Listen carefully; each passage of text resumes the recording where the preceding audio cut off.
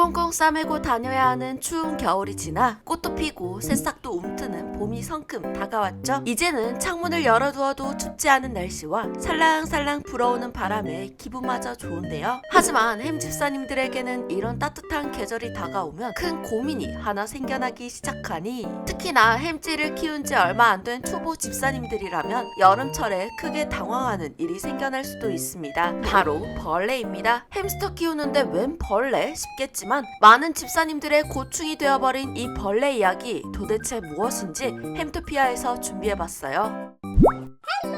햄토피아.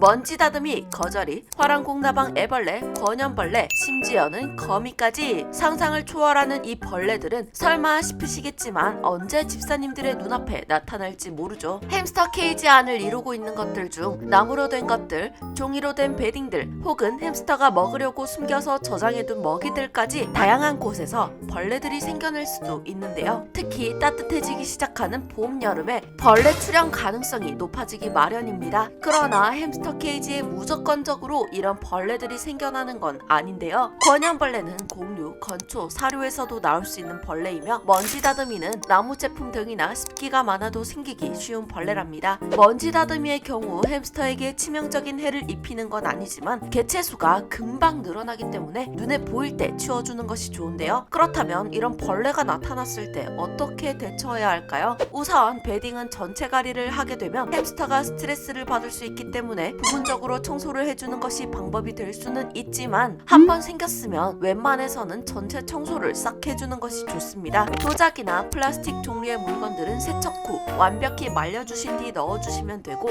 또한 나무로 된 용품들은 폐종소독제로 소독한 후 건조해 주시거나 혹은 100도 정도의 오븐에서 30분에서 1시간 정도 구워주신 뒤 함께 넣어주시면 좋답니다. 특히 목재류를 물세척하는 경우에는 안까지 바짝 마를 수 있도록 물기가 전혀 남지 않게 충분히 건조시켜 주어야 한답니다. 아쉽게도 자연주의 용품들 자체가 어쩔 수 없이 벌레가 생기기 쉬운 조건들을 가지고 있다 보니 나는 정말 벌레가 너무너무 싫어 하시는 분들은 각오를 하시고 청소를 아주 자주 해주시거나, 여름철에는 아크릴, 대리석, 도자기 제품들을 위주로 사용하시고 겨울철에는 나무 제품, 코코넛 제품 위주로 사용하는 것도 한 방법이 될 수 있습니다. 주기적으로 청소를 자주 해주어 애초에 벌레가 생기지 않을 환경을 만들어주시고, 햄스터가 모아둔 알곡이나 먹고 남은 먹이들은 자주 치워주는 게 좋아요. 사실 자주 청소만 깨끗하게 해준다면 벌레가 생길 가능성은 훨씬 낮아지는데요. 화랑콩나방 애벌레 같은 경우에는 쌀이나 잡곡, 알곡 사료 같은 곡식류를 좋아하는 벌레인데요. 우선 햄스터 케이지 안에서 화랑콩나방이 발견되었다면 집안 곳곳에서 쌀 같은 곡식류나 가루들 저장 상태는 어떤지